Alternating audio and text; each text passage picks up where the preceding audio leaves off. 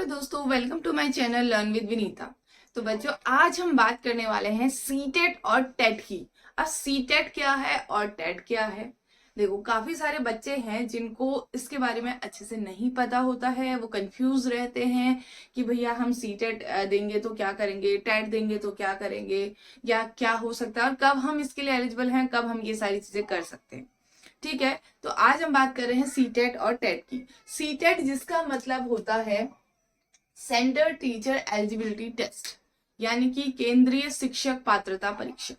ठीक है, और वही है टेट का मतलब टीचर एलिजिबिलिटी टेस्ट, यानी कि शिक्षक पात्रता परीक्षा।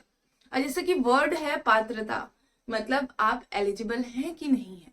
तो जितने भी लोग जिन्होंने बीएड किया है, डीएलएड किया है, जो भी सारी चीजें मतलब शिक्षक बनने के लिए जो भी ट्रेनिंग ले रही है या डिप्लोमा डिग्री का कोर्स करा है, तो उसके आगे आप ये सीटेट या टेट को दे सकते हैं। ठीक है, तो उसके लिए क्या होता है, अब बच्चों को छटनी करने के लिए कि जो बच्चा इसको क्वालिफाई कर जाएगा फिर वो आगे टीचिंग एग्जाम्स की प्रिपरेशन करेगा। दूसरा, ये भी टीचिंग एग्जाम्स का ये पहला स्टेप है। अगला स्टेप वो तभी जा सकता है जब वो इसे क्वालिफाई कर जाएगा। तो अब थोड़ी सी भीड़ को अलग करने के लिए, साइड करने के लिए ये वाला एग्जाम कराया जाता है, जिसमें एटलीस्ट पता चल जाता है कि जो भी बच्चा है, जो भी कैंडिडेट है, आगे जो जाने वाला है, वो भैया आपका एलिजिबल है कि नहीं है। वो क्या कर सकता है, वो आगे बढ़ सकता है या आगे अगला एग्जाम दे सकता है, नहीं दे सकता। तो इसके लिए आपका या क्या कराया जाता है, सेंट्रल का टीचर एलिजिबिलिटी टेस्ट, या फिर अलग अलग स्टेट अपने अपने टेट करवाती है। यूपी टेट आपका बहुत फेमस रहता है, एस टेट हो गया, उत्तराखंड टेट हो गया, एमपी टेट हो गया। ठीक है, हर स्टेट अपना अपना टेट अपने स्टेट में कंडक्ट करवाता है। ठीक है, तो ये बात हो गई आपकी सेंटर का। अब क्या रहता है, जो भी सेंटर के एग्जाम्स होते हैं, जैसे डीएपीएससी हो गया आपका, केवीएस, एनवीएस, इसमें आपका सीटेट ही जरूरी चाहिए होता है आपको। आप लाइक ऐसा नहीं है कि आपने सपोज करो आपने यूपी टेट क्वालिफाई कर लिया तो आप उसके लिए एलिजिबल हो गए, नहीं, आपको सीटेट ही क्वालिफाई करना है। और उसके बाद में आप क्या कर सकते हैं, इन एग्जाम्स को भर सकते हैं, अदरवाइज नहीं। ठीक है, अदरवाइज अगर आपने यूपी टेट क्वालिफाई किया है तो आप अपने स्टेट पे ही सुपर टेट या दूसरे एग्जाम जो है उसके लिए भर सकते हैं, अप्लाई कर सकते हैं। ठीक है, उत्तराखंड टेट किया है तो वहां पर जो लेक्चरर या दूसरी जो भी वैकेंसीज आती हैं उसके लिए अप्लाई कर सकते हैं। अब क्या होता है, जनरली बच्चों ने ग्रेजुएशन तो कर लिया है, काफी सारे बच्चे 12th के बाद ही डीएलएड कर लेते हैं, या साथ साथ में स्मार्ट हो गए ना बच्चे, वो अपना टाइम बिल्कुल भी वेस्ट नहीं करना चाहते, वो साथ साथ में ही अपना ग्रेजुएशन भी कर लेते हैं और उसके बाद में वो सीधे अप्लाई कर देते हैं सीटेट के लिए या जो भी स्टेट लेवल का टेट होता है उसके लिए। या फिर कई सारे बच्चे हैं जिनको समझ में नहीं आता कि पेरेंट्स ने बोल दिया ग्रेजुएशन कर लो, कर लिया, अभी पेरेंट्स ने बोलिया मास्टर कर लो, कर लिया, बोला अब भैया बीएड कर लो, सब तो बीएड करते हैं, तुम भी अपना इसी में बना लो।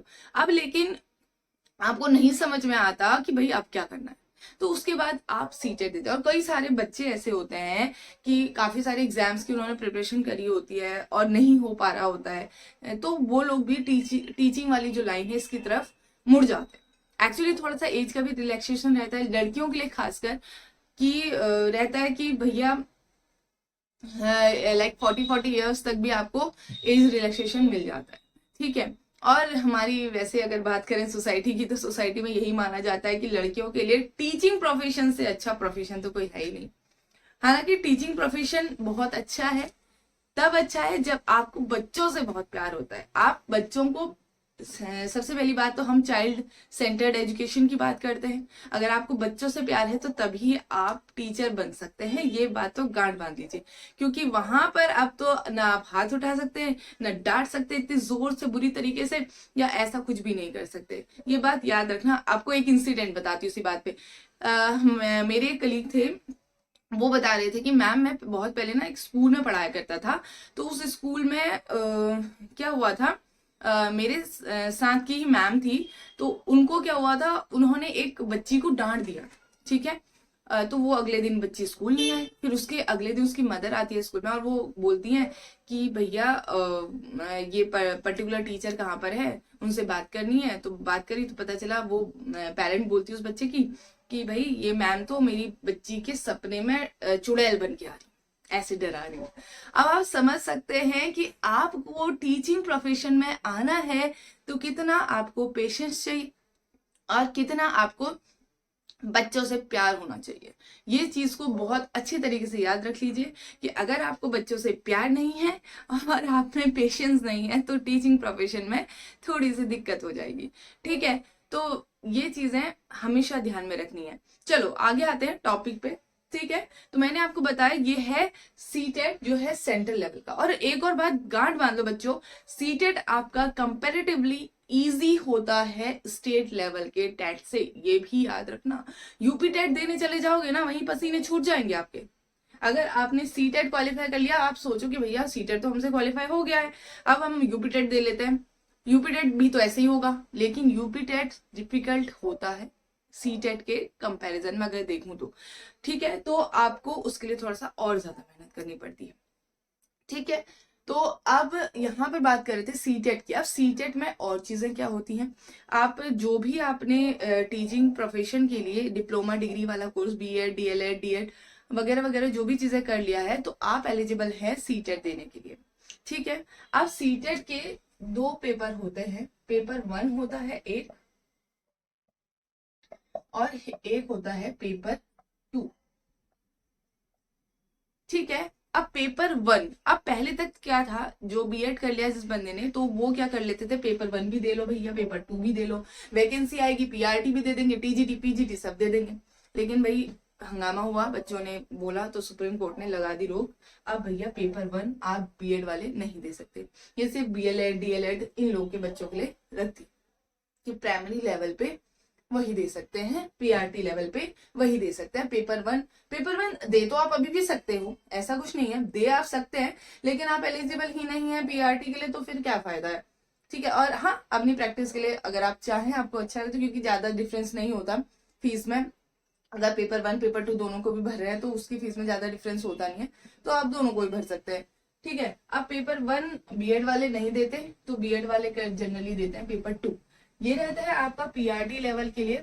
ठीक है, ये रहता है आपका टीजीटी और पीजीटी दोनों के लिए। ठीक है, ये वाला दोनों लेवल के लिए रहता है। अब पेपर 1 में यहाँ पर एक और बात समझ लो साफ साफ, टेट जो होते हैं जनरली टेट में आपकी नेगेटिव मार्किंग नहीं रहती है, no negative marking, negative marking नहीं होती है। सीटेट में तो नेगेटिव मार्किंग बिल्कुल भी नहीं होती है, यूपी टेट में भी नहीं होती है, लेकिन कभी कभी कुछ कुछ स्टेट अपने उसमें नेगेटिव मार्किंग रख देता है, लेकिन जनरली जो टेट है उसमें आपकी नेगेटिव मार्किंग नहीं होती है। ठीक है, ये तो बात हो गई इसकी। तो थोड़ा सा नेगेटिव मार्किंग नहीं होने से हमारा जो माइंड सेट है वो ये हो जाता है, यार सही है नेगेटिव मार्किंग नहीं है तो हम तो अब तुक्के तो लगा सकते हैं। तुक्के लगाने के लिए नेगेटिव मार्किंग नहीं है तो सारा पूरा को पूरा एग्जाम हम कर सकते हैं। अब यहाँ पर पेपर 1 और पेपर 2 की मैं बात करूं तो क्या सब्जेक्ट्स रहते हैं। सबसे पहली बात तो आपको 150 मार्क्स का आपका पेपर होता है, चाहे वो पेपर 1 ले लो पेपर 2 ले लो, दोनों ही 150 मार्क्स के होते हैं। ठीक है, और इसमें आपके सब्जेक्ट्स क्या क्या होते हैं। अब सब्जेक्ट, इसका जो सब्जेक्ट है एक नया ना, जब आप बीएड करते हैं डीएलएड करते हैं, वहां पे पेडागोजी करके आपका एक सब्जेक्ट आ जाता है। ठीक है, तो वही सब्जेक्ट है जो यहाँ पे पूछा जाता है। एक हो जाता है आपका, एक हो जाता है आपका सीडीपी,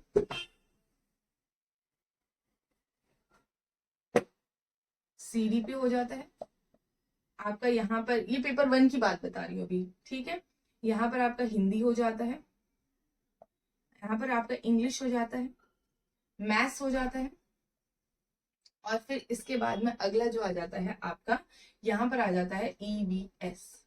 ठीक है, ऐसे ही पेपर 2 में आपका सीडीपी हो जाता है, हिंदी रहता है, इंग्लिश रहता है। ठीक है, और आपका आ जाता है, अगर आप साइंस बैकग्राउंड से हैं तो आपके लिए मैथ्स और साइंस का रहता है। ठीक है, ये सब्जेक्ट रहता है जो 60 मार्क्स अपने आप में रखता है। ठीक है, अगर आप इस बैकग्राउंड से नहीं हैं तो आपके लिए सोशल स्टडीज, सोशल साइंस ये रहता है, जो कि आपका 60 मार्क्स को रखता है। अब डिफरेंस ये है, यहाँ पे अगर साइंस वालों को देखें तो मैथ्स, मैथ्स यहाँ पे भी आ रहा है, बस यहाँ ईवीएस है और यहाँ साइंस है। ठीक है, अगर साइंस सब्जेक्ट है जिसमें आपका फिजिक्स केमिस्ट्री बायो तीनों से क्वेश्चन रहते हैं भाई। ठीक है, ऐसा नहीं है कि भैया हमने तो ग्रेजुएशन में ये सब्जेक्ट लिए थे, हमने तो मास्टर्स में ये लिया था तो हमारा ये है, नहीं, वहां पे तीनों ही आना चाहिए। एलिजिबिलिटी इतनी का क्राइटेरिया जो भी है कि इतनी साइंस आपको आनी चाहिए। ठीक है। तो फिजिक्स, केमिस्ट्री, बायो तीनों ही पूछी जाती है।